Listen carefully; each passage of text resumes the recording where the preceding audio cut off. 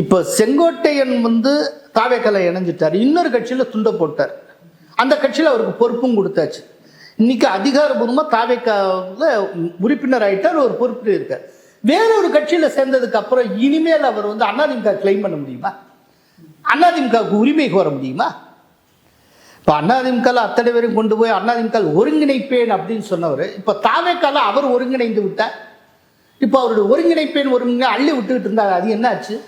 ஒருங்கிணைக்கிறதுக்காக நான் அமித்ஷாவை சந்தித்தேன், நிர்மலா சீதாராமனை சந்தித்தேன் அப்படின்னு சொல்லிட்டு ஒரு எவிடன்ஸே இல்லாமல் அள்ளி விட்டுக்கிட்டு இருந்தாரு. அது என்ன ஆச்சு? கேதார்நாத் போறேன்னு சொல்லிட்டு டெல்லிக்கு போயிட்டு சொன்னார். அத்தனை பேருக்கு முன்னால பப்ளிக்கா செய்தியாளர் கூட்டத்தில் வச்சு பொய் சொன்னாரே, பரலாம் என்னாச்சு? இவ்வளவு சொன்னவர் அவர் மாபெரும் தலைவர், அப்படியே அவரை இது பண்ணா அப்படியே கொங்கு மண்டலமே அதிர்ந்துரும் அப்படின்னா துணிச்சலா நின்று ஏடிஎம்கே ஒருங்கிணைக்கிற பணியில் ஈடுபட்டிருக்கணும். வெளியில இருந்து அப்படியே ஆட்டி படைச்சிருக்க வேண்டாமா? ஒண்ணுமே இல்லையங்க. கடைசியில் நேத்திக்கு விஜய்கிட்ட போய் அவரை தலைவராக ஏற்றுக்கிட்டு இவர் சேர்ந்திருக்காரு. இப்போ இவர் என்ன சாதித்தார்?